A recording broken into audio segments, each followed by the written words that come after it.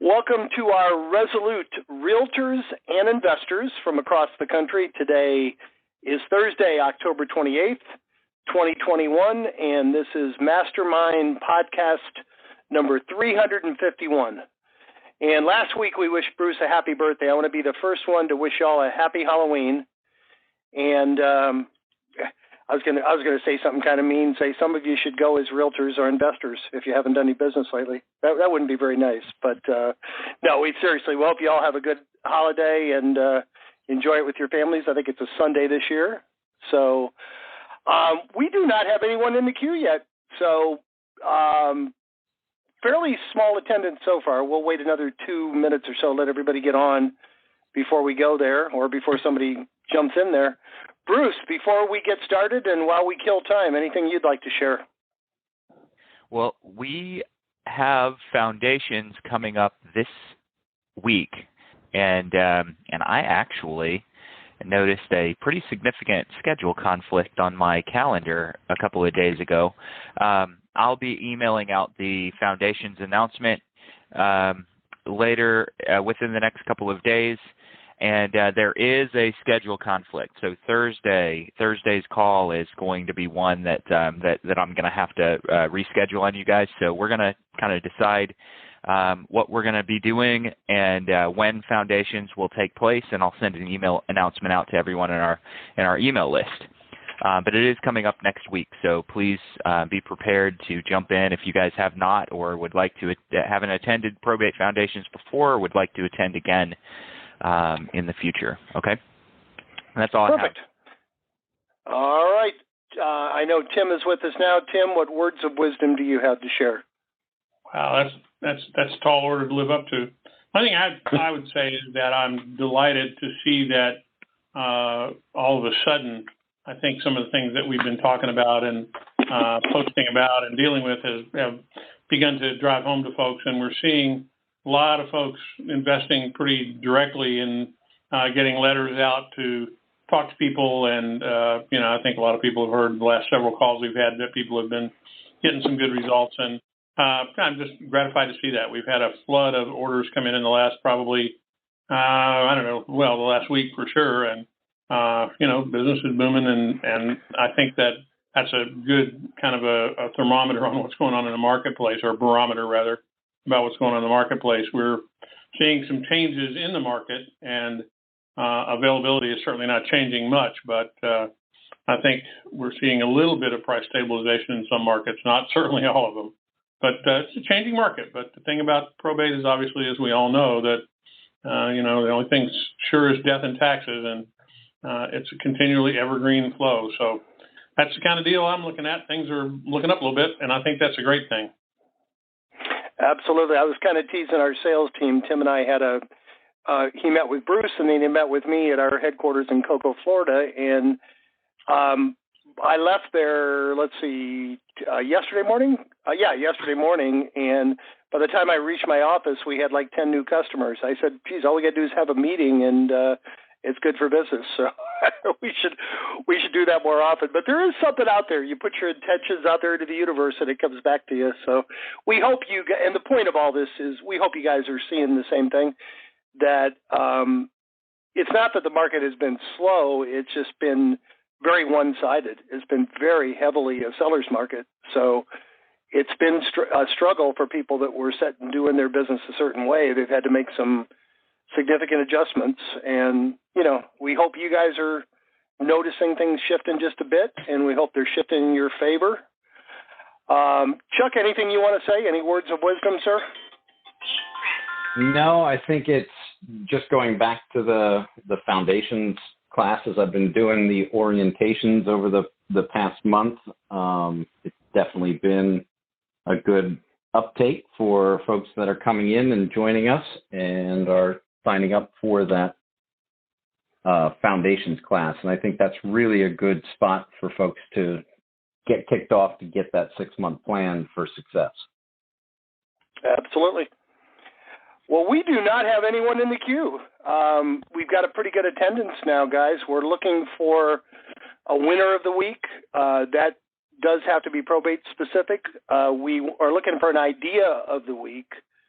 I was talking to an investor about an hour ago in Florida, and she was a little frustrated, and her and I just kind of brainstormed a bit. You know, if what you're doing isn't working, what are you guys doing, and what is working? What adjustments are you making, whether you're a realtor or an investor, to go get listings?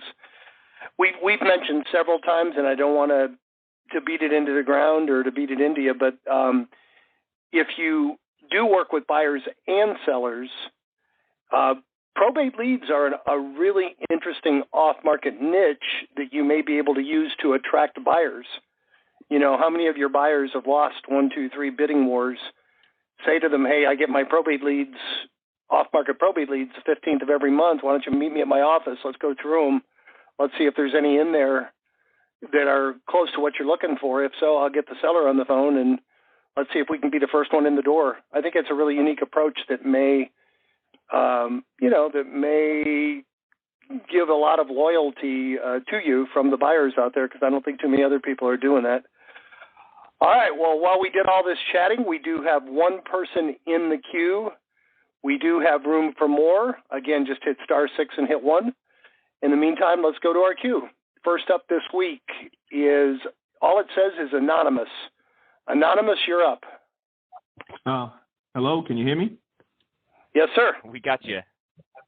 Hello, everybody. My name is Mike Calloway. I'm from New York.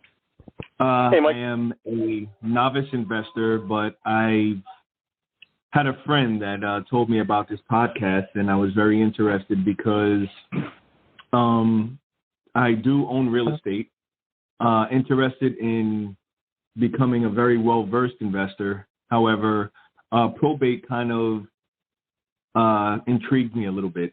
My question is, how would someone like myself get more acclimated in my goal is to, I guess, try to find properties off market, maybe undervalued, in order to build a portfolio. Mm-hmm. Sure. So you're looking to build a rental portfolio? Yes. Okay. Do you also flip or wholesale, or is this primarily for the portfolio? My experience, the brief experience that I have, has been more buy and hold. Flipping has been of interest, but not very well versed in that, but very interested in different aspects of real estate. Mm-hmm. So I'm just trying to get my feet in the door right now. So. Yep. My input, Mike, is all going to be how you present your kind of your bottom line real estate question. Once you've identified that someone is considering selling a property, and they don't even have to tell you that, yeah, we're definitely selling, we're selling next month. All they have to do is indicate that they are considering selling.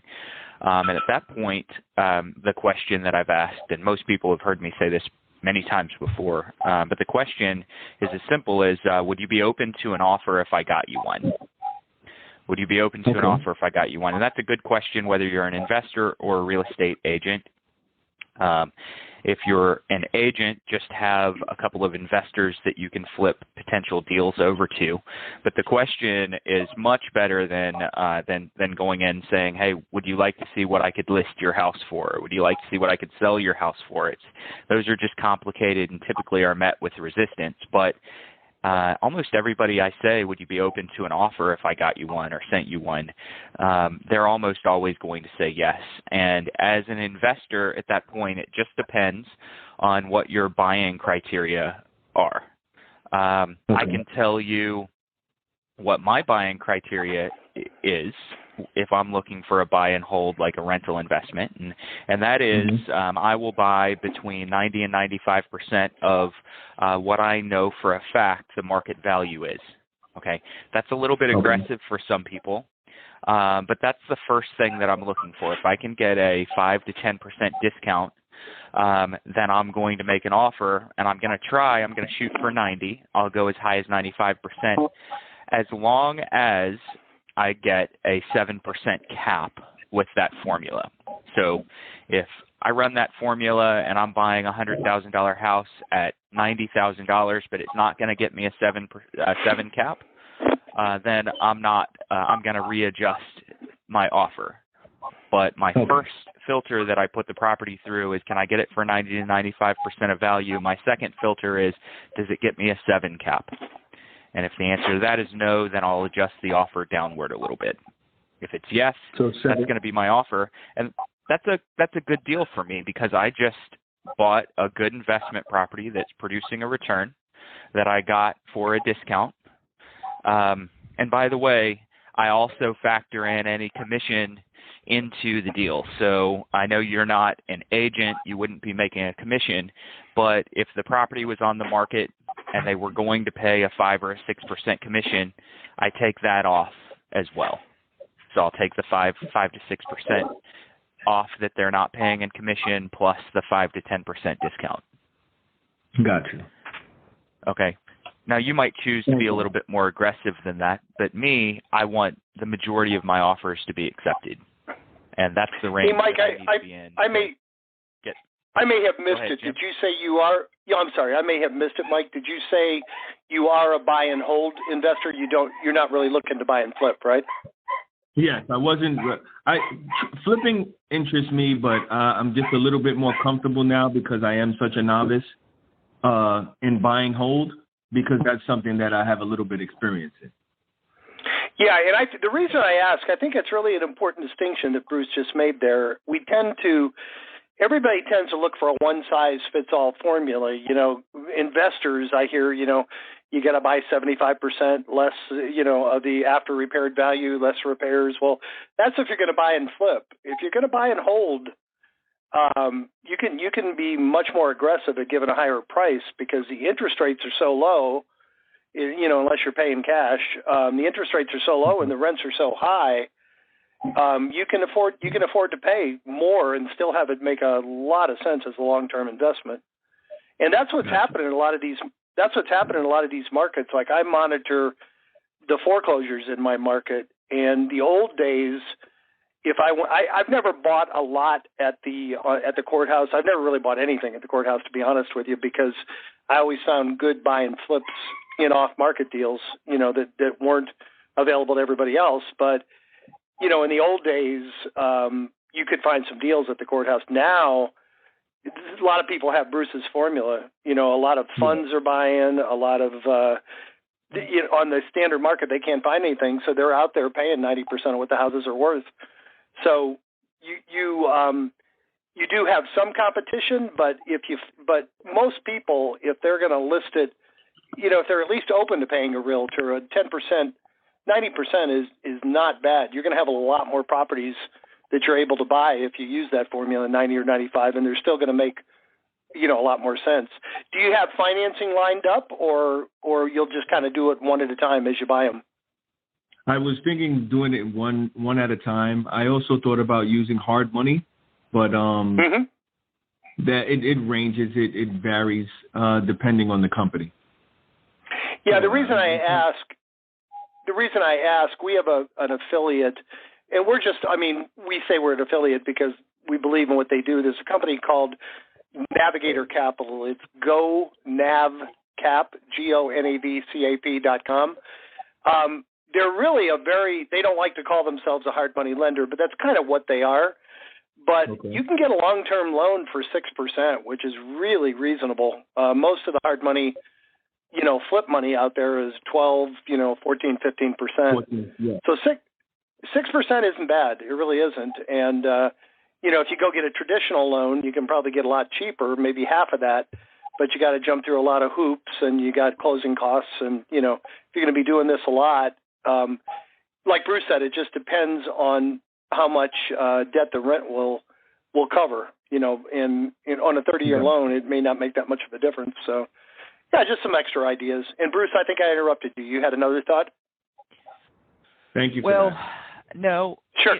It wasn't necessarily another thought. You're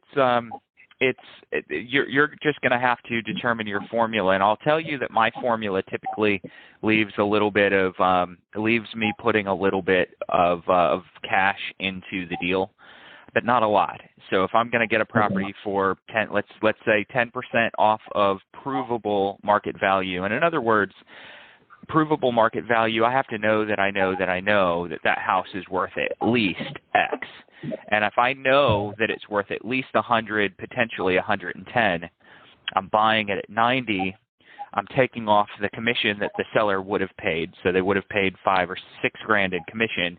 So now I'm really buying it at 84,000.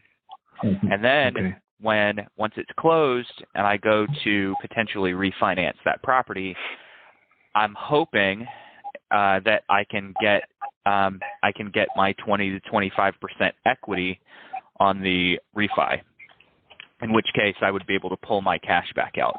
My particular formula doesn't require me to pull all my cash back out. I just get a good chunk of my cash back when I refi the property, but not all of it. So, and Bruce, I like the acronym. All of your cash back. Go ahead. Yeah. I like the acronym you use. What is it? BRRR, like it's called? BRRR? Isn't that what you use? Yep. Yeah. Wait, what does that stand for? Renovate. Buy, renovate, rent, refinance, and refinance. Rent, refinance, and repeat. Yep. There you go. He's got an extra R. He's got one more R than you. Good. Yeah. I like it. It's BRRR. So if you need to if you're going to try to pull all your cash back out of the deal, then you might want to reduce the cost that they would have paid in commissions and then try to get it for 85 cents on the dollar. Gotcha. I usually go 90 to 95, and I'm not worried about taking all my cash back out. Gotcha. Thank you, gentlemen. Thank you. This has been very all right. Absolutely. Very welcome. Please keep coming back. We have 2 more in the queue, and we do have plenty of room for more guys. Hit *6 and then hit 1. In the meantime, next up is phone number ending in 3992. You're up next. Hi, guys. This is Bob from Minneapolis. Hey, Bob. Hey, Bob. I got a couple of questions. One is, do the probate cases have to be completed and before you can negotiate or not negotiate, actually close a purchase transaction? Great question. It's going to depend on the state that you're in. Yep. It's going to depend on the state that you're in. The majority of states, including what I believe to be yours, you do not have to. You can close on the house before real estate or before probate is done. Please double check that with a local attorney. Yeah. But the overwhelming majority of states, you can go ahead and close on the real estate, and while probate is still going, as long as the heirs don't take those funds, they're going to need the funds to go into the estate, and then after probate's done, then they'll be distributed. Yeah, and I was just going to add to that. The way Florida works, where I'm at, I think a lot of the states do the same thing. You do have to petition the court to separate the real estate from the probate. In Florida, it takes a couple weeks. You just petition the judge, that, hey, here's a contract. We've got this property sold. I want to separate this from the probate. And once the court approves it, like Bruce says, they just make sure that money goes into an escrow account and doesn't get spent. So the buyer can close, get title, he owns the house. And for the seller, they got to wait until the probate's done to get their money, but it's one less thing they have to worry about later. As soon as the probate's done, their money's there and they all get funded. And I think most states have a pretty simple process like that. I don't know if there's any of them where it's automatic. Actually, I think Texas is one with the monument of title where you don't even need to do that. You can just automatically do it, I believe. But yeah, every state's a little bit different. I'm pretty sure Bruce is right. I think yours is similar to Florida. It's just a real simple process to do it. Okay. Second question would be, as an investor, do you pretty much have to complete the purchase transaction in order to resell it? It seems like it gets a little messy if you didn't have your end closed and you were trying to flip it. So you mean like flipping the contract? You would want to instead of wholesaling it, you would want to actually close and do a simultaneous closing, pretty much. Well, I guess that's the dilemma I got. sure, the pure way is to close it in your own name and then resell it to another investor. But I'm wondering if you've done any others where you haven't closed it and found a buyer during that interim period. Normally, I mean, there's a lot of, you can wholesale it without a problem, as long as your contract is tight. And I don't know what your contracts say, but if they allow for a wholesale, then there's really no restriction that I know of, state dependent again, that would keep you from wholesaling it without closing. Personally, I close, so I rarely wholesale. I'll typically contract a property and close, and best case scenario in my world is I'll have the buyer lined up before I close. That's best case scenario. I usually don't even market the property until I've closed and made my repairs. Okay. And Bob, I think there's a subtle nuance there that you're referring to. Like I know in Florida, if you have to get permission to carve out the real estate, and I believe you have to submit the contract to the court. So if you do that, then you come back a week later with another contract. I'm not sure if that'd be a red flag or not. It could be. What I would suggest is call the probate attorney and kind of ask him that. Just tell him what you have in mind and say, first of all, do we need court approval? And if I get it under contract and decide to assign it, do we have to go back and get another approval, or is it just automatic? I think that might be a little bit. I've never done that. I've done assignments before, but it was after the probate was completed and the title had already changed hands. You know what I mean? In some cases, it might be better depending on how long the probate's out. Like if probate was going to be completed in a couple months, I'd probably just get it under contract and date it to close in a couple months rather than rock the boat and call attention to the fact what you're doing. Now, if it's California, it's going to be a year down the road, but you might have a different situation. Yeah, and then getting another buyer into the property before you closed. I think one of you guys said that you have the buyer lined up before you actually complete your close. But you still have to get them through the property. They're going to want to look at the property, so you're going to have to go through the personal representative again, aren't you, to probably let you in each time you want to do that? Well, it depends what your contract says. So at this point, we're dealing with contract law versus state law. So if your contract says that you can access the property through such and such a lockbox, then you don't have to involve the PR in that access. But it all depends on what you're able to negotiate with that family or that PR.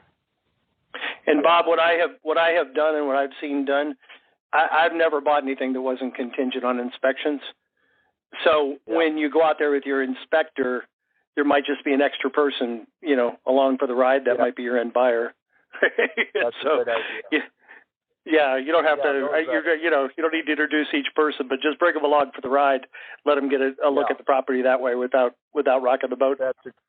That's a good suggestion, and so was the having it in your contract, the right to access before closing. If you can get that through, that's a good idea. Also, that was my biggest challenge, because you got to line up. You got to make an appointment with the representative every time you want to bring somebody through, and that, you can see the problems there. Sure, it's just going to be hard to organize that. So that's good. I appreciate giving me those answers. Thank you. All right. Well, we appreciate you. Thank you for participating. Next up in the queue is phone number ending in 0271. You're up next. Hey guys, how you doing?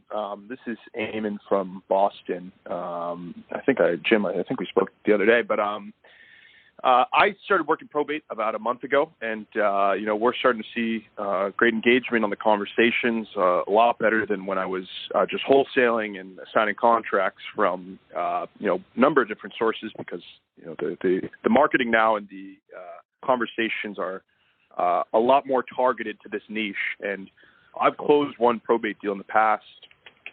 About a year ago, I just found it on Facebook Market. I wasn't even targeting probate, but because I didn't have that long-term interaction, and these interactions are probably going to be a lot different than most wholesalers or investors, I guess, what does the follow-up look like, and what kind of conversations are you guys having over the long term, or should we maybe have an expectation to have? Because people are in great response this first outreach campaign, but the follow up is where we're scratching our heads a little bit. Like, probate can take months. I really like the question before this. What do we do with the real estate in terms of selling it before the probate case is over? But what do those conversations look like in follow up? Like, just checking in. How are things going? What have your guys' experience been? Anybody else want to run with this one first? I've got some answers, but I don't want to monopolize everything. Chuck, Bruce, I was gonna repeat a lot of what you have said before. Don't just call them back like, "Are you ready yet? Are you ready yet? Are you ready yet?" Have a specific reason you call them every time. Hey, I was just thinking about you. I was just wondering, want to make sure you had the property insured. Have you posted a no trespassing sign? Have something of value. Is that what you're asking? Reasons to call them back after the first call? Yeah. I've heard of some of the insurance, the winterization. I'm in Boston, so it gets brutal out here. But yeah, like, what kind of topics and subjects we can bring up so we're having intention in these follow-up calls. Yep. Yeah, those are my big two. I'm sure Bruce has a dozen others. Go ahead, Bruce.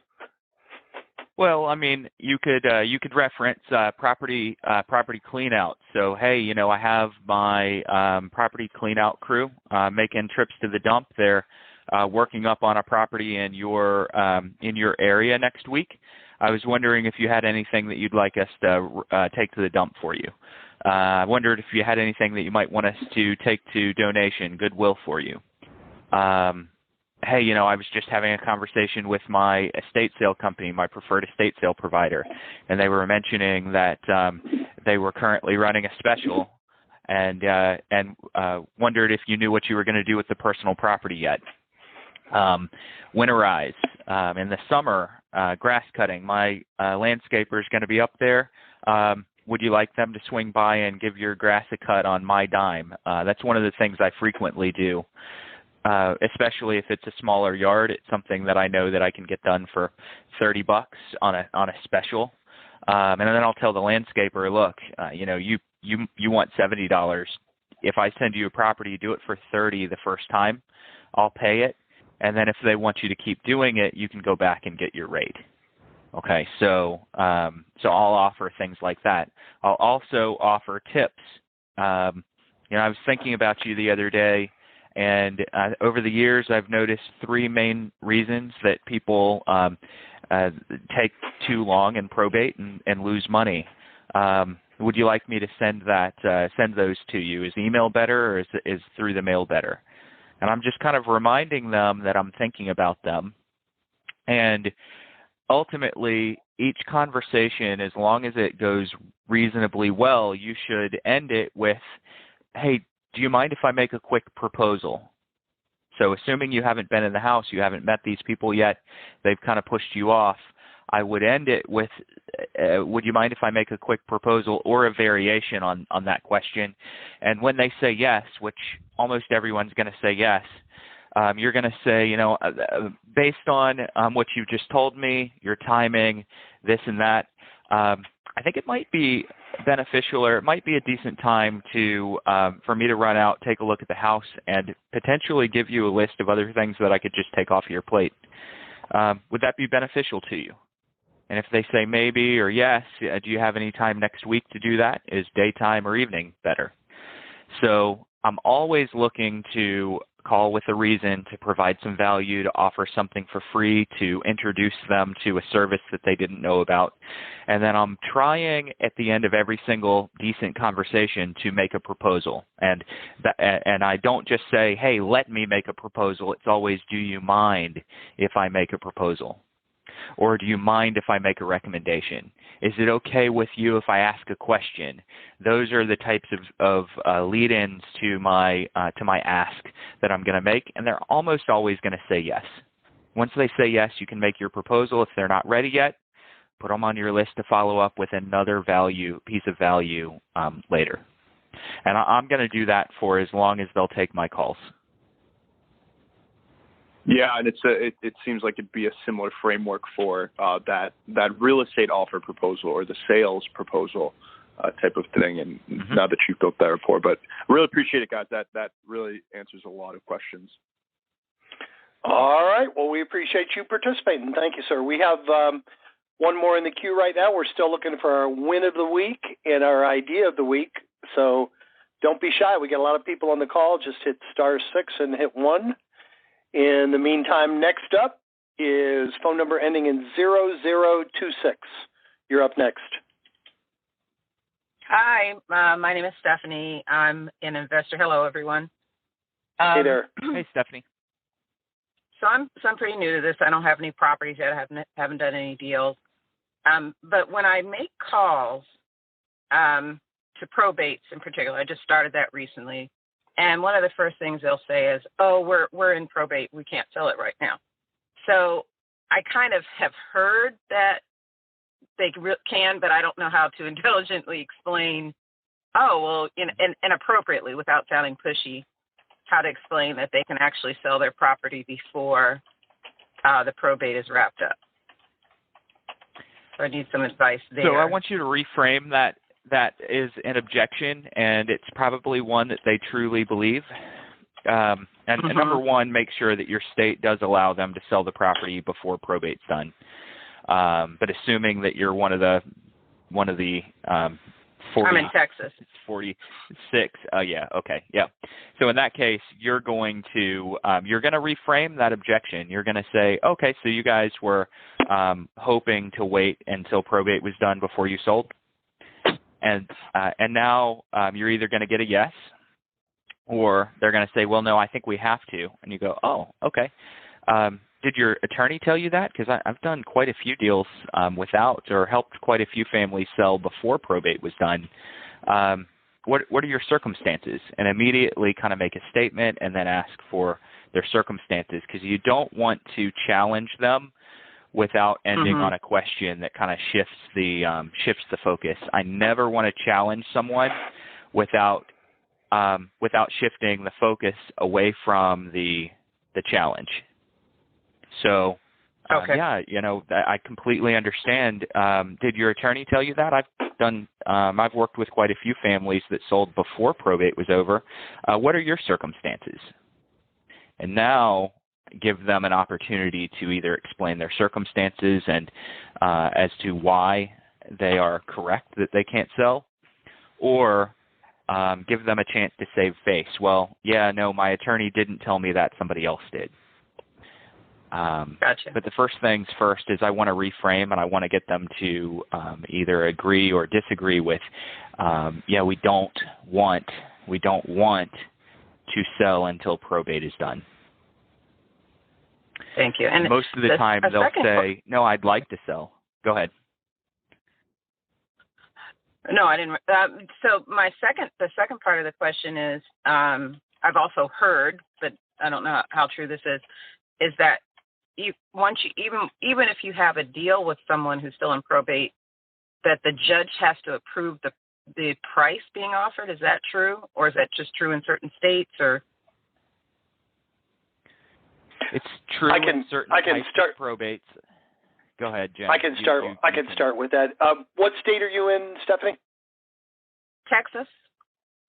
Yeah, I don't know. In some, I know in California and in a lot of states, it depends on whether the executor has full authority or not. If it's if the executor has full authority, then no, you don't need court approval. I know in Texas you can apply for full authority or partial authority.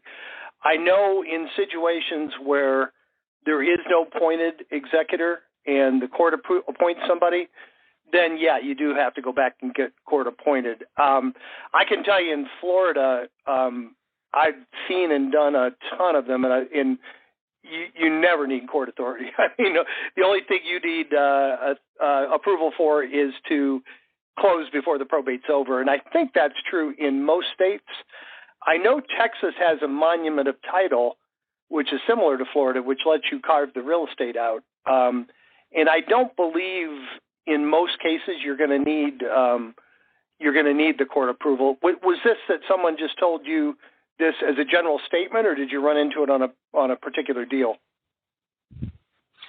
I have not run into it. I just heard it as I've just been researching. You know, probates. I just kind of read it somewhere, but didn't know how that worked. Yeah, my guess is you probably had an article that was written by a California attorney. If I had to guess, I could be wrong. Okay, but I think in most cases it doesn't apply in Texas. Would you agree with that? My partners have anything that you agree or disagree, Bruce? By and large, my understanding in Texas is that you don't need court approval. There are some circumstances where it's absolutely needed, no matter what state you're in. Circumstances where a guardianship attorney is appointed, or there's a guardian appointed because the heirs are underage, or another reason would be that the heirs are mentally incapable of making an appropriate decision. So there are certain times when the court is going to step in and say, you have to have this approved by us because we need this to act on the best interest of someone who's not capable of making an appropriate decision. But if there's no special circumstance like that, Texas should not require court approval. And there could be a limited authority that is used in Texas that if it's done, maybe the court needs to step in and be able to approve. But pretty much anybody that I know in Texas that's going to be setting probate up, they're usually going to have full authority unless one of the primary heirs isn't viewed as capable of making a good decision. Gotcha. Yeah, Stephanie, I can tell you over. Go ahead. You said you had something you wanted to add, Tim? No, I was just saying that was very helpful. Oh, I thought that was Tim. It sounded like his voice. I was going to say that. That's a misconception. Sorry about that, partner. I must have had a bad connection. It is a misconception that I've heard a number of times over the years that probate's too much of a hassle. You always got to get them top dollar. You have to. The court insists that you get what the property's worth, and it's interesting that what people assume is that people always want the most money because most FSBOs want the most money, but that's not necessarily true with probate. A lot of times the speed of getting it taken care of is more important than the dollars to them. So, you almost never, with a probate, I find they're either, it's a standard listing, but they rarely want top dollar. And so not only is there no court approval that mandates that, but it's often not even what the executors want. It is a really nice niche that way because very few people, you almost never need the court approval, but very few people even are looking to get every dollar out of it. It's more important, the time, the speed, the time, getting this settled quickly and divvying up the money is usually equally or more important than, getting every last dollar out of the place. Just something that it's an interesting misconception we've heard before. I just wanted to share that. Thank you. Is there anybody else? Anything else? I can. No, please. You'll probably be our last this week, unless your last call. If anybody wants to jump in, hit *6 and hit 1. Otherwise, the floor is yours. Take your time, Stephanie. Thank you so much. So there's a property that a friend of mine told me about, and the situation was an elderly lady. She fell ill, passed away. she has no heirs. I've searched and even gone as far as Ancestry.com. Can't find any living heirs. No, her ex-husband is dead. Obviously, her parents are gone. She didn't have any children. So I noticed that when I went to the county appraisal site, I noticed that there was a small amount of taxes owing. So I kind of followed the trail and called the attorney, and they said, okay, they're going to initiate, they're going to do a title search. Then they'll go and search for relatives, and then they'll advise me. I was the only interested party so far, so they said they would advise me. But still, so I'm trying to think forward on this. It still would go to auction, so I'd still be up against other investors. Is there any way to that you can think of where I can buy it outside of the auction process? Someone floated tax liens. I don't know anything about that. I'm just trying to figure out the best way for me to, get the advantage on this sale. I'll take a stab at it first. Oh, go ahead, Bruce. Go ahead. Yeah, you can take a stab, Jim, but I want to know who initiated probate if there's no one there. That's actually going to be my question as well. Yeah. Well, and I may have misunderstood, but anyway, when I called the attorney, so there's a realauction.com, and then I called the attorney's office, the local attorney's office that, puts properties up for auction. So I told them the situation, and they did look up in the records. They said, okay, it was homestead, but yes, she does owe a small amount of taxes. So that they said that they would initiate, I forget the terminology, but basically they went and ran a title search, and then I followed up with them, and then they said they were going to go in to check succession as well. And that once that's wrapped up, that they would, that it would go to auction. So it's not necessarily a probate. You didn't find this in our... Is it or is it not? Is it a probate? No. This was just a friend of mine told me about a friend. Right. Yeah. So. Okay. Yeah, that's what I thought. Ahead, I was assuming it. Take your step. Yeah, I was just going to say, I think you only really have two options. You need to find any heir, down the line. You could do Google searches. You could go to Ancestry.com. That's kind of a long shot. You could find any heir, and you could probably buy it cheap. You're correct. If it does go to tax auction, you are going to. It is going to be a competitive bidding situation. At least maybe you have a little more knowledge than others of what's going on. If there was an heir and it was a situation where it was going to tax, a good strategy there is try to get the heir before the tax sale. But in this case, you don't really have one. I don't know of anything else you can do. You got to either find a legal heir and buy it from them, or you would have to buy it at the tax sale. And I know what you're talking about because, and this is just as a question that I don't know the answer to, but what happens if there is a tax sale and there's an overage? If there's $10,000 owed in taxes and the property goes for $50,000, I suspect at some point the county just gets to keep the rest of that money if nobody comes and claims it.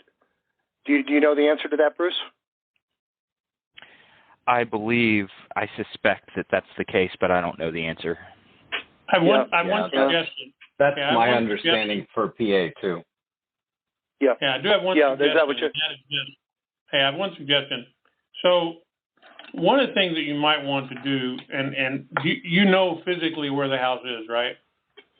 Yes, I went and took pictures and everything. Yeah. So and apparently the neighbors are. Here's another snag. The neighbors were kind of fighting over it, according to my friend. So there may be squatters in there, but they didn't have the, foresight to pay the taxes. So I think that kind of factors on my behalf too in the long run. But I'm sorry. Is the house in a development? Is it on a street development? Where is it? It's an older house. It's in a subdivision, just the way Texas properties are. But no, it's not. Right. I'm not sure exactly what you're asking here. Well, just that. My question was, where is it, and is it in a development? Is it somewhere? The reason I'm asking the question is that in some cases, and this is rare, but in some cases that's the case, is that the property reverts to if there is no owner at all, and there's a tax sale and all that sort of stuff that has to be there, obviously the tax entity will collect the tax from the tax sale. And it sounds like, since it's a small one, there is likely to be an overage, and obviously that goes also, as Jim and Bruce said, it's going to go to the tax, whoever owns the tax, whoever the taxing municipality is. But the question I had was, does the city or the county or whoever has jurisdiction over this, do they have any plans or designs for that property? And the reason I'm saying that is that sometimes they might have a plan for converting it to some other form of use. If it's a house that, as you said, it's got squatters in it, it may also be a house that there are a history of problems in and that sort of thing. I think maybe if you could get with code enforcement for the city, go ask if there have been any code enforcement things served at all in the last 10 years on that property. And oftentimes code enforcement will have done the digging for you. If they couldn't find the lady, they may have tried to serve it, and they may have found somebody else to do it. Ask for any code enforcement violations. Good idea. Thank you. And see who was served, right?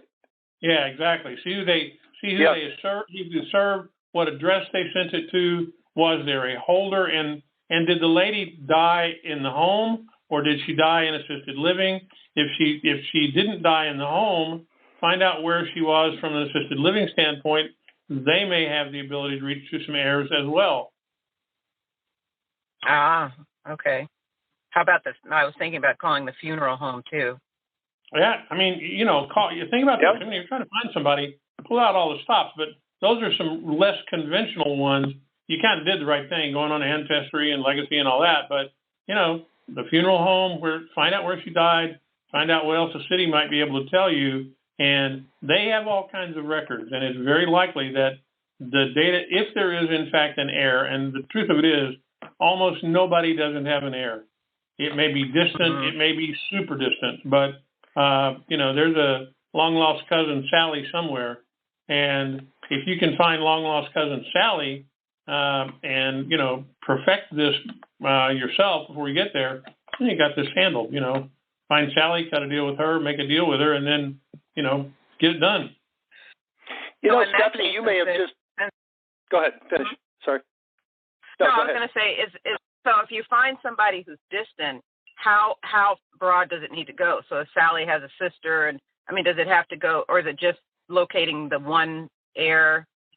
Well, no, if you find one, you may find more than one. You may find more than one, but you got to at least find one. Otherwise, I think the truth of this is you don't have a shot. If you don't find someone who has standing in this property, you're really wasting your time right now. Yeah, what I started to say, you may have come up with the best, simplest answer, and I maybe you've already done this, but the owner's name, right? You can see from the tax record who the owner was. Yes. Mm-hmm. And do you know for a fact that they're deceased? Oh yeah, I saw the obituary. There's no relative's name there. There was a funeral home, so. Darn it! I was going to say go find the obituary online. It'll almost always mention. That would have been too easy. It'll always mention survived by, and there was nothing like that in the obituary, huh? No, there was. It's just surprising. Not a single name. So. Darn it. Never mind. One other thing you might find is if in the obituary, it said that she was a longtime member of XYZ church. Call the church. Mm-hmm. And even if it doesn't, good idea. If it doesn't list, did it list the church in the obit? I think it did. I remember a Methodist church being listed. Well, there you go. That's a great way to do it. They're as likely as anybody else to do that. And even to the point of, if you guys can help me find the heir, I'm sure that we might be able to find something in it for the church. They'll help you. Make a deal. Make a big donation. Yeah, exactly. Oh, that's great. Does that help? Boy, we really took that down a rabbit hole, but we came out with some solutions. I would love to hear how this turns out, Stephanie. I really would. I will definitely let you know. I don't know why I'm so obsessed with this, but I am just determined to get this property. Just, Hey, Hey, that's how, an idea, obsession, that's how a lot of good things start, man. Don't, but ma'am, don't give up on it. Keep working on it. Let us know how it turns out. All right? I will. Thanks so much. All right. Thank you. And I want to thank each and every one of you for being here today. We had a good turnout. I want to thank Mike and Bob and Pat and Stephanie for actively participating. And I want to challenge each of you, take one thought, one idea, one thing that inspired you on this call, go out and put it into practice, and please come back next Thursday and share the results with the group. Have a great week, everybody. Have a good Halloween with your kids and family. We will talk to you same time next Thursday. Take care.